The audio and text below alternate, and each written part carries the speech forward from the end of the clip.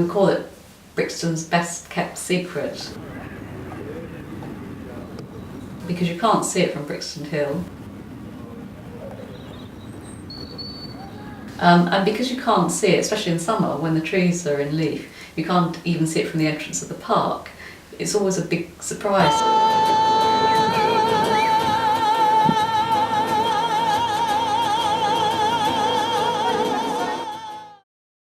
It will come to the point where we genuinely are able to produce bread that has been milled at the windmill. Parties of kids can have a look at the windmill, can see how flour is produced, and then come and see how it's made into bread and other things.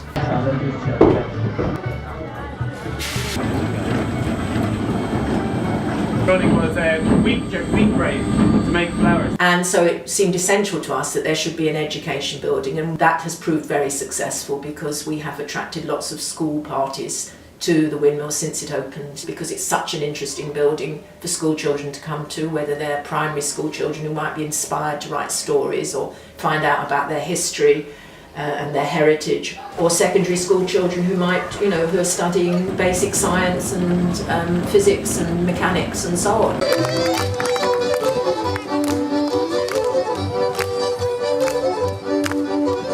We have a sort of two-tier system of tours. You can do the full tour, or you can do what we call a half tour or a short tour, which only takes you to the first floor. A few more people can go on that. We've got a fantastic windmill mural that has been painted in the park, inspired by the windmill. We're growing wheat in the park, we're growing sunflowers in the park, we've converted an old sandpit into a herb bed. And this year, for the first time, we're having our big gig with a fantastic No Frills band playing music and getting people to participate. And there's all the other events that we run, the Halloween Festival, the Harvest Festival. We had been running football tournaments, five-a-side football tournaments for youngsters to get young people engaged with activities in the park who might not particularly have been concerned about the windmill but certainly wanted something done in the park. There's art in the park, the big draw, which is great. Lots of things are done to provide a sense of community to particularly families and particularly children. We're very keen to engage children. This is a heritage feature in the middle of a green space. It's probably the most important thing. But then you've got the play facilities, you've got growing areas, you've got some naturalised areas, and you've got some art and information. And I think that's a nice palette to offer people. I think it's lovely.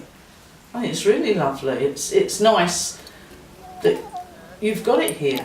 I believe that the mill is a teacher of a type. It is much older than all of us, and it's a wonderment. It's a magic. It's an inspiration. And I think that the more that we look at the mill, the more we can dream, and out of dreams are born reality. When you come and you see things like this that was derelict, full of pigeons, and then you come back and you look at it and it's actually working, it's amazing.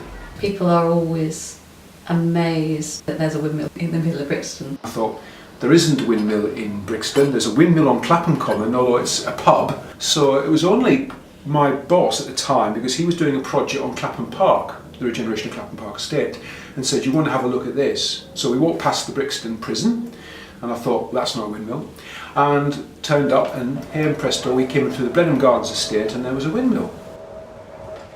First saw it when I was very young. The windmill itself wasn't like it is now. It was like all the old brickwork and had all the old sails on it still. That must have been when I was a kid, about 13, 14. But then you didn't used to give it a second thought. You'd see the windmill and that's it. You wouldn't even look at it again.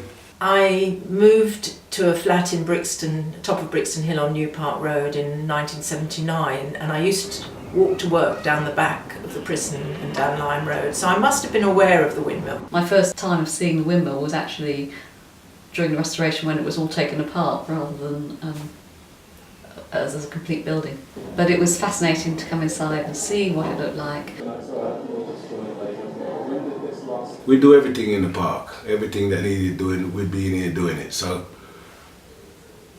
then I come in and I'd look at this windmill and I'd think, yeah, this thing looks good, really. But it wasn't working, and There was only birds that was living in here. Pigeons. One of the best things the windmill's got going for it actually are its friends, who are so devoted to looking after it and helping it and want to secure its long-term future. But I think we need to widen our base of friends and bring in some friends that have got big cash as well.